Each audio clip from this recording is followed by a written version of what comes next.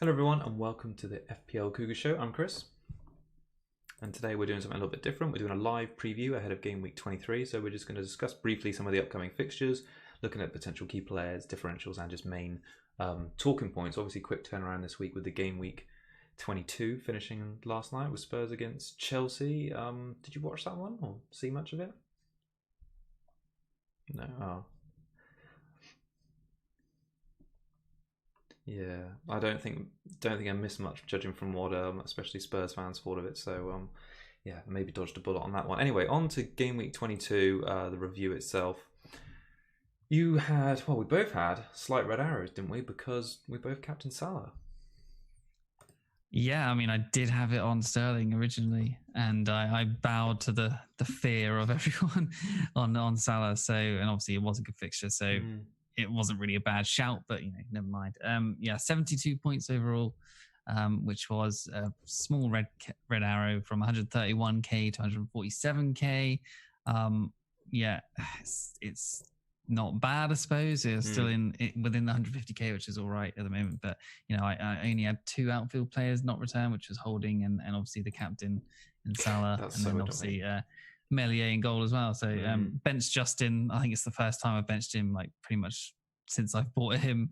And yeah, benched Souček as well. So 15 and 9 points, and then my bench boost in double game week 19 got 8 points combined. So that's just kicking the teeth. Like I think I've benched every single one of Souček's hauls. Whenever I've played him, he's blanked. So yeah, I think I just need to sell him. Like I'm going to play him this week, and he's going to blank 100%.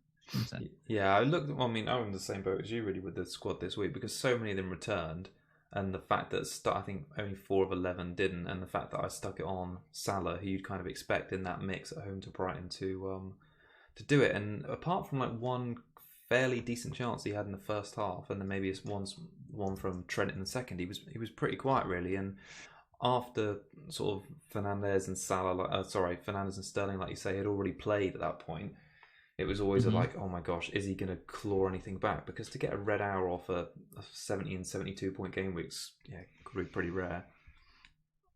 Yeah, disappointing, honestly. I didn't even expect it. If I just had Justin on the pitch, it would have been fine. But yeah, just needed a captain return. Yeah, simple as that, really.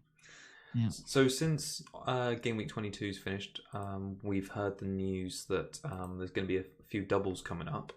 Obviously, they're not starting this weekend. They're in Game Week 24, which I think has seen, correct me if I'm wrong, but Everton, Man City added, and Burnley, Fulham added. And then in Game Week 25, we've additionally got Leeds against Southampton. Yep. As we move into this game week, because we've got that news, are any of your sort of transfer plans already bending to make sure you've got players in for those game weeks? Well, yeah, pretty much, because I mean, I don't have any Burnley at the moment. Fulham, I don't have any either. I'm not really too bothered about, I suppose. Yeah. And then obviously Man City, I've got 3. Everton, I've got Calvert-Lewin, and I don't really think I can get to Dina in any way. So yeah, I'm happy with just Calvert-Lewin at the moment. But yeah, I think the transfer I'm probably going to do is Holding to Lowton, because I've only got 0.3 in the bank. Yeah. And I would like Pope. I've got 2 free transfers. I could do a double transfer on the keeper to get Pope, but that seems like a waste of time because it'll be a 4.0 I'd get in, and then I'd be taking out Meslier and McCarthy, who do have a double in the 25. So no point in that. So I think it's just Holding to Lowton. Can't afford me. I'm like 0.1 off me, which is a shame. But yeah, Lowton, if you can get maybe 1 clean sheet and like 8 points from the double and 24, I think I'd be happy enough. But it's Burnley against who is it? Crystal Palace and Fulham. That stinks of Brighton a couple of years ago, doesn't it? Yeah. So they've got some good fixtures around that, because Burnley have got is it Brighton at home this weekend, and then in Game Week 25 they've got West Brom as well. Am I right in thinking that? They've got quite a nice sort of like run of fixtures now with that additional one in there. So yeah, I think they're looking good for investment. I'm looking at Pope. I'm looking at Ben Mee as well. Maybe just my budget option would be Lowton. I think is he still 4-4? Kind of think he might be. Yes, he is, yeah. So yeah, just got to get some coverage. I'm kind of lucked out a little bit that I've still got Kyle Walker-Peters. If he's back for that game, that will be like a double game week player I'll have on my side. What do you think about the Leeds one? I mean, now we're speculating a little bit a couple of weeks in advance here, but are you going to try and maybe add Rafinha to your squad or get Rodrigo back? Souček will probably just go to Rafinha, wouldn't he, to be honest? I mean, that seems like the obvious move, and I've already got Messier, so Dallas is probably out for me because I've already got Messier, so shame, but I'll probably be fine with those two. Even Rafinha in Sudan, that could be good because he's looked good at the moment, hasn't he? So have you already done the Luton transfer, as I can see on your preview? Did you have him already? I had him already. Yeah. Wow. So he's one of the players, a bit like Johnson and Adams until this week, that I had originally for the first time the game fixture was meant to be played, and then I've just still had them. But I'd almost slipped my mind that I had Luton until you just reminded me then. But I think I might even double on the Burnley defence with Pope because I've got Johnson and McCarthy. I don't like playing or two playing goalkeepers in my squad, so maybe just for a couple of weeks I might downgrade Johnson to a 4.0 and upgrade McCarthy to Pope. That's something I could do because I've got about 1 million point, maybe 2 in the bank at the minute. So I could do something like that. Yeah, I wish I could do that, but I don't want to spend 2 transfers on it, really.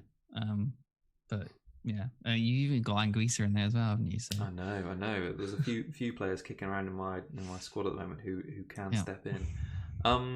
On just before we get on to too much of the preview ahead of this week, rather than jumping into the news, should we just take a look at who did really well in Gameweek 22, the Manager of the Week from the FPL Cougars Mini League?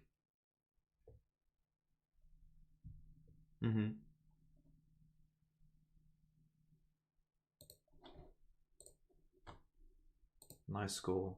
Wow.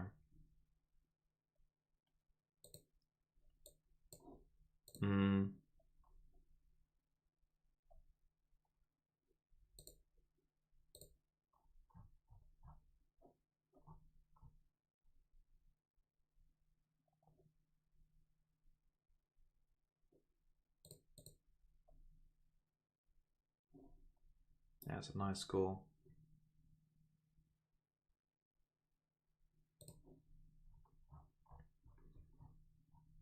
Yeah, really amazing. I got also, while we just got the mini league up on screen, just another shout out to obviously Rat Loma. In the Manager of the Week screenshot. Oh gosh, yeah, you are. My bad.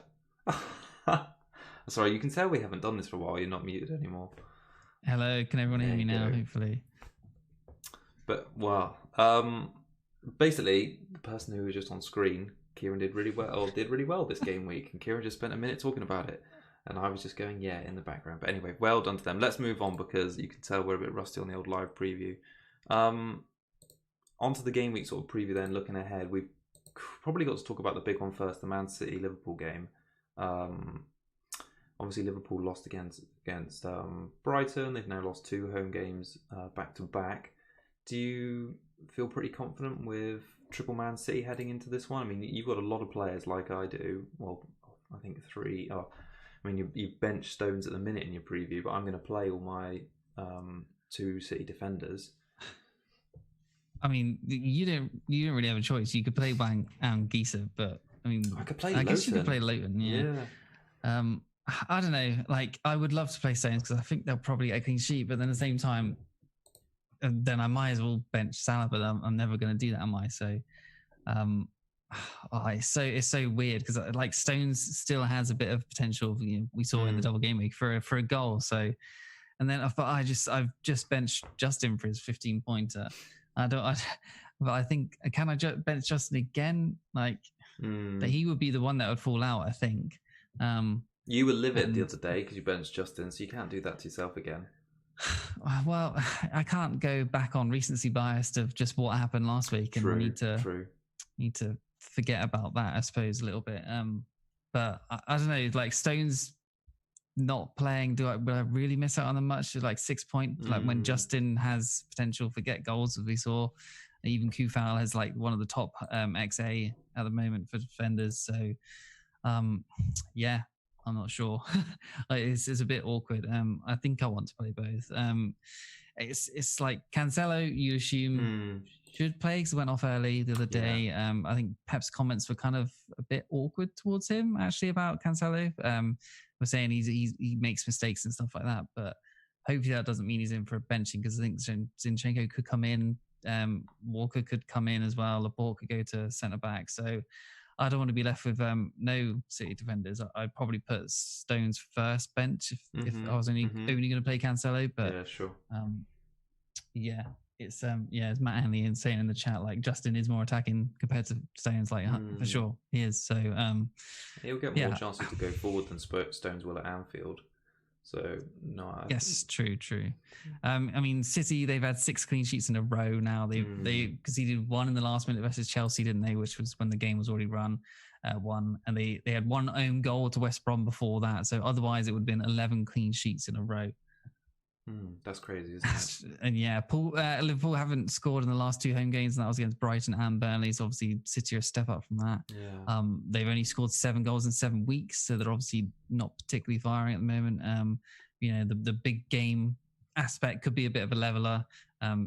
Liverpool need to win to get back on track. They need, if they want to retain the title, they need to be winning games like this at this point. So. Yeah, it's a tough one. I think if you've got City defenders, you play them other than maybe Stones, and then Well, I'm going double City defense purely because of how good they've been and how poor Liverpool have been in front of goal, especially at home. I mean, it's a risk because it's a big game and anything can happen. But I wonder if it'll be quite low scoring. We've seen Man United turn up to Anfield in recent weeks, and that was quite a tight game, ended 0-0.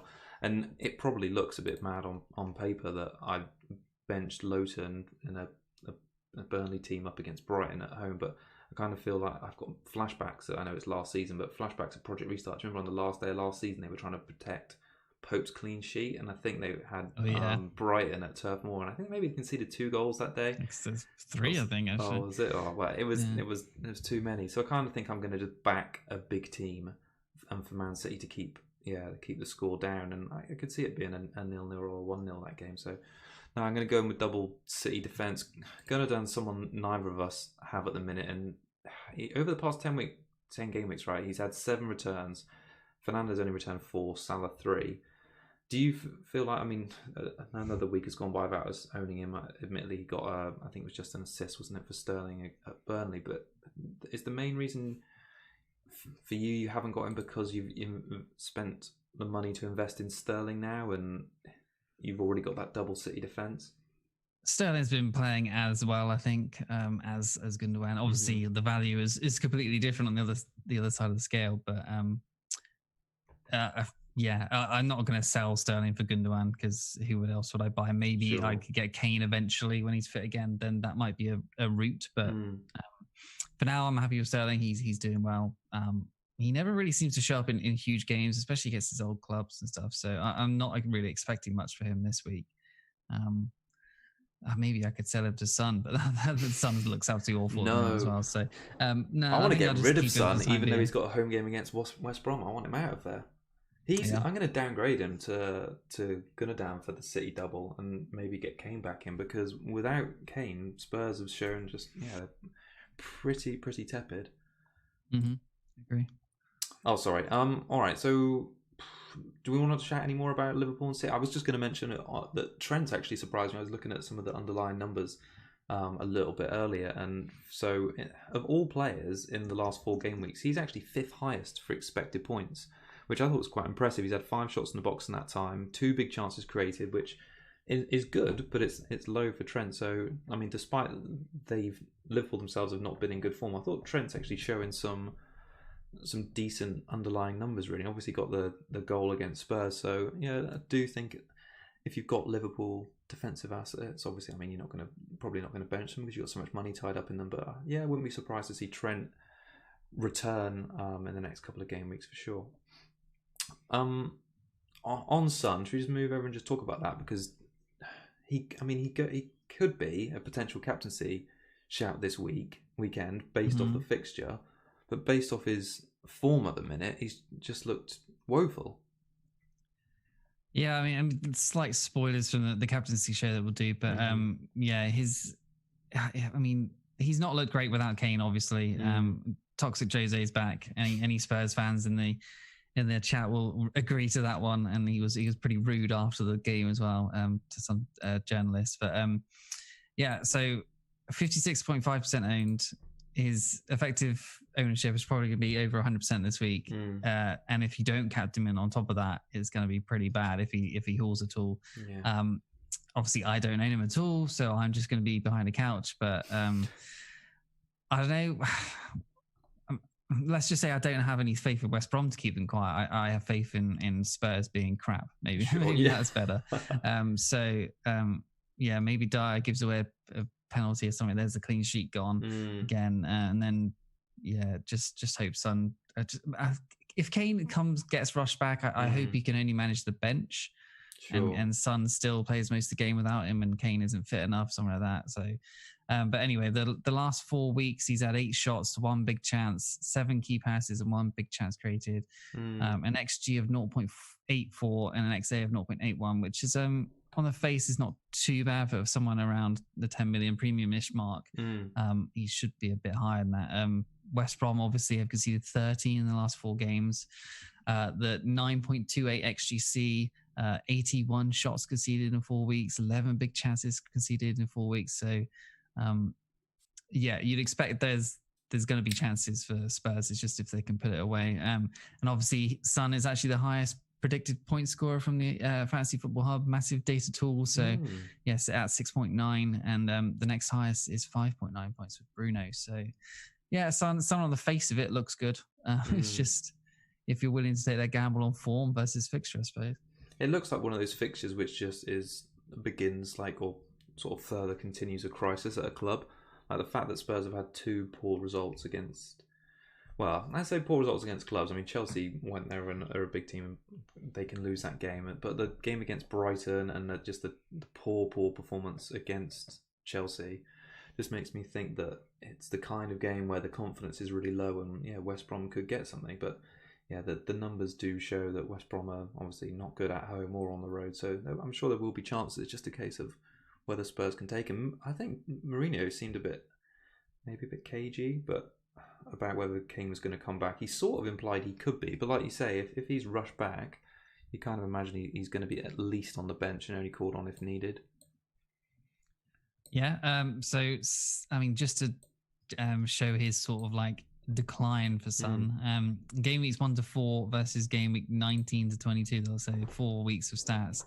The XG was 2.96 to start with versus 0.84 now. An XA of 1.96 versus 0.81. Yeah, big drop off again. Big chances 6 versus 1, shots 10 versus 8, key passes 11 versus 7, touches in the box 17 versus 15, and crosses 18 versus 13. So, yeah, just the form is not there at all. Who else do you fancy for captaincy this weekend? I mean, United have got a home game against Everton, but I've got to say I've seen quite a fair few team previews, and even after Bruno's big haul, I'm surprised there's not more people on him at the moment. Yeah, I mean, I've got it down here. Like his home form is actually pretty good. We always thought he was really good away, but his home form lately has been 17, 2, 10, 6, and 17. Yeah, it's not bad, is it? It's not bad, is it? So, yeah, Everton, the reverse fixture, he got a 17-point haul as well. So, yeah, could 2 goals, 1 assist, 3 bonus in that one. Yeah, they could possibly bring out that 4 centre-back formation against United. I think they're probably going to try and keep them from scoring, but I don't know if that 9-0 has helped them in stat padding as well as sort of confidence, Bruno I suppose. As well. Yeah. I mean, I was looking at it, but before the Southampton game played, obviously we knew what the fixture was going to be like, and I think he'd had 1 return in 5 game weeks, and it was into deep in the second half of the Southampton game. He got his penalty and 2 assists, and I think it's obviously second assist was when they had 9 men on the pitch, and I kind of thought it was like I mean, fair enough, you get a 17-point haul, it's fantastic, but the conditions were like so favourable to get that. Is that really Bruno in good form, or was it just Southampton just giving up chances to any and everybody? So yeah, maybe Everton come there with a bit more purpose. Obviously, a team in much better defensive form than what you expected Southampton to be. So it might be a little bit harder. I've got the armband on Bamford at the moment as a probably a bit of a differential. I mean, he's quite heavily owned, like 40% now, but I kind of fancy him. He's in good form at the minute, and I need something to boost the rank up a little bit. And I don't know. What do you think about that Bamford captaincy? I mean, it's not for me, but I mean, I can see why you want to go there. He's obviously been quite consistent lately. Looks like he's got a haul in him again lately. So yeah, I don't know. I think you'll balls out of it and do not you do think? it. I think you're checking out. Yeah. I kind of want to stick it through. I mean, he got 7 points against Palace earlier in the season. He had that goal disallowed, and he's got 4 returns in 2 games, but he did have 3 blanks in a row before that. So having a look at Leeds' stats, they're a little bit worrying, which does put me off. They've had just 1 big chance in the last 2 home games, and that's like 18 other teams have had more than that. So that's a bit of a worry, but he's performed quite well. So he's had an expected points of 5.6 per game over the last 4. So that's not bad. And if Leeds get up ahead of steam, we can see they can put goals past people. And if Rafinha's on form, yeah, there could be some goals in that game. So I don't know. I'm close to sticking it out. I've only got to wait 15 hours. And it'll be I mean, a thing. I think he gets a return at least. I don't know if it's a haul. Palace have been okay defensively, I suppose. Yeah. And obviously Palace have got a great run of fixtures as well. I mean, I've been tempted by a Guaita move, and that was before I sort of knew there was a doubles coming up. So, but yeah, I think just for that run of fixtures and Palace can get clean sheets and they can start turning on at some point, then yeah. But I mean, this looks like a fixture that we think Leeds are going to haul, like that Newcastle game in the double, and then that obviously didn't happen. So, yeah, a slight worry there, of course. Definitely. For me, I'm obviously on Antonio. Yeah, at the I was going to moment, say, talk to me about that. Yeah, that's an interesting one. To me, it seems like the popular pick, at least on Twitter, that Antonio sort of captaincy. So he's only blanked once in the last 5 weeks, which is obviously really great form. 9, 9, 5, 2, and 8. So good form plus fixture. Obviously Fulham away, I think they've looked less good lately. Their little resurgence has sort of dumbed down a little bit lately. So yeah, shots 17, which is second of all players at the moment. XG of 2.83, which is second of all players as well. XA of 1.52, which is second. So that's really good for forwards as well. 5 big chances, 6 key passes, 2 big chances created. That's really good stats at the moment. So it looks like this was the same kind of sort of thing last year when his stats were starting to look really good. Went just before a Norwich game and he went and scored 4. So yeah, same sort of scenario here. Is history going to repeat itself? Are you going to balls out of it? Are you going to balls out of it? Well, I've looked at those Fernandes stats and it's tempting to balls out, but I'm just this is a week for a captaincy differential, I suppose, and yeah, what could possibly go wrong, right? If you do Antonio, I'll do Bamford. All right, that's yeah, interesting. Deal. Okay. All right. Is there any more? I know you wanted to talk a little bit about Luke Shaw. You want to mention that before we wrap scroll up? back up. Where are we? Okay, yeah, Luke Shaw. United assets. Obviously, he's looking good at the moment. 4.9 million, 4.8% owned. Fixtures aren't amazing. I suppose. Well, actually, they are quite good, to be honest. But yeah, 7, 8, 2, 1, 6, and 7 over the last few weeks. So pretty good. First choice, clearly ahead of like Tellers now. He was taken off at halftime for the Saints. I don't know if that was rest or tactical. Not really sure, but hopefully it's just rest. XA of 2.07, which is first, way over anyone ahead of all the defenders, which is second of Kufal of 1.39. So there's my reasoning for Kufal possibly ahead of Justin this week. 13 key passes, which is first of all defenders as well. 6 ahead of the next closest, which is Cresswell on 7. 4 big chances created as well, which is first. I mean, maybe we'll start padding a little bit against Saints, but that is a 9-0. Yeah. I mean, we had that with Leicester last year. All those stats were skewed because they were 9-0. But he's looked good. I think the fixtures look good. I think you'd probably play him this week against Everton as well, because I'm benching Calvert-Lewin. A lot of people are benching Calvert-Lewin just for Souček fixtures and stuff like that. And I don't think Everton score, but they probably will. Let's be honest. But yeah, Well, sure, it's good. Yeah, we mentioned him, didn't we, on the show last week, heading into the last game week, and said his numbers were looking really good. With his key passes were well up there for the defenders. So actually, the fact that he's come through on those numbers is it's a positive sign. So it'd be good to see if he continues his good form this weekend. I do think the Everton game is going to be a bit more tricky though, but yeah, we'll see. All right, so just to wrap up a little bit then, the last thing just to discuss really is your transfer plan. So you're sat 147k right now. You're doing a slight differential with Antonio, which if works out could be a little bit of a rank riser. What are you thinking with regard moves ahead of this week? For me, I think it's just holding to Luton, as I discussed earlier. That's just to get someone in for the double, and I'll play him ahead of someone. I don't even know what the team looks like for next week, but that's it at the moment because I can't afford Pope, and I'll just roll the second free transfer and just see what happens next week. No, I think that makes absolute sense. I think I'm going to be really boring as well because I've only got one transfer at the minute. I don't think I need any quick surgery on it this game week, and then 2 to get in, maybe Pope next weekend for my double goalkeeper transfer, like you were sort of saying, is probably going to be the thing to do. And then may also, like I mentioned, look at Son to kind of down, but I'm not going to do it this game week considering the fixtures. So going to ride it out and see how we get on. But nice. Before we wrap up, there's a few questions we should probably just go over as well. So someone's asked, Cancelo, Justin, Kufal, Cresswell, and Dallas are his defenders from Pedja. Which 2 should he leave on the bench? So Cancelo, Justin, Kufal, Cresswell, Dallas. I'm trying to probably think. Dallas. Really, I'd play Dallas. Right, you do your 2, and then I'll think as well. I'd probably bench, Kufal and Dallas for me. Play Cancelo, Justin, Cresswell. Cresswell's got some set pieces, so I think those 3. If you're going for 3, he said 2 to bench, so that's for me. God, it's difficult. 2 to bench. Now I think about it more. No, I'll say bench Kufal for sure. Oh, then it's really tricky between Dallas and Justin. No, maybe I come around to agreeing with you. Kufal and Dallas, I think. Justin just could be spicy. Though I think Kufal's good, but I'm only benching him because he's got Cresswell. Yeah, definitely. Yeah, it's not a bad shout. The double West Ham defense. Yeah. Okay, so there's a couple of others.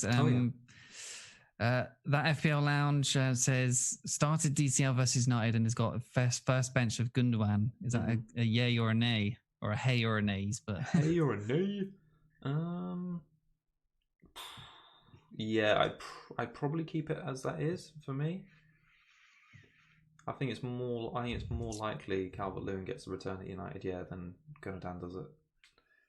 Kind of depends what formation Pep has. I think he'll probably go a false 9 in this, and Gundogan could be that sort of burst into the box false 9, and because he likes to do no recognised striker against big teams, doesn't he? So, Gundogan could do well. Yeah, I mean, if you were basing it on pure stats, not fixture, then it would be a Gundogan 100 times over. So, I think it's a real stats against fixture one. Yeah. So okay. Watkins out for Antonio, says George Morley. George Morley. That's a really tricky one as well. I mean, Watkins has got some insane numbers, but he's just a bit wasteful in front of goal. They've got some good fixtures too. Why not Arsenal, both? obviously. Why not both, George? I don't think. Did Arsenal get the Luiz red card rescinded? I can't remember. I can't remember. They appealed it, didn't they? I think obviously Leno's definitely gone out, and then there's I think Runarsson might be playing. I'm not sure if Ryan is fit yet, so that could be a decent game for Grealish and Watkins and stuff. So I don't know. I think I'd probably keep Watkins still, although Antonio does look good. So sorry, George. Yeah, I'd probably say keep Watkins for a bit longer. Any others? Connor says I'm captaining Werner. I don't care at this point. I don't know if Werner cares at this point either. Poor guy. There's so much. I don't think he. Actually, one thing we haven't mentioned tonight, which I had made some notes on to talk about, was Tuchel Tuchel. Yeah, you know what I mean. Thomas's Chelsea, because they're playing an interesting formation. Cameron Hudson-Odoi and Marcus Alonso are wing-backs. Alonso has somehow dislodged Chilwell and got 20 points in 2 weeks. You're shaking your head already. Yeah, I find it strange. I thought Chilwell was good in the first game. Yeah. But Alonso's been good, so yeah. Do you think, I mean, it's probably no real clear indication who their FPL assets are going to be yet, because their goal scorers have been, correct me if I'm wrong, Azpilicueta and Jorginho.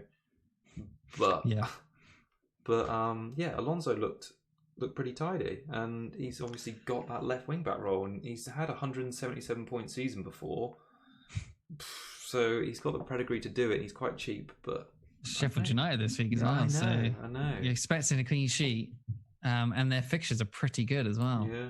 If you can afford him, then like it. Don't want to spoil our Cougar Hub video, so we won't mention any more about Alonso. Pedge is asking, would we dare benching Salah? I'm not doing it. I'm not going to bench a 12 million asset. We know it's still Salah. He can score against anyone. Obviously, not got the form, but yeah, you bench him at your own peril, because if he scores, he's ruining your rank. So yeah, who would you bench him for? Calvert-Lewin, and who would I bench him for? Lowton, maybe, or Anglesey. Yeah, so probably not for me. All right. Yeah, well, if I get Lowton in, I'd probably put Lowton in for Salah, which sounds absolutely bonkers, doesn't it? It does. Yeah. Right, should we wrap it up there?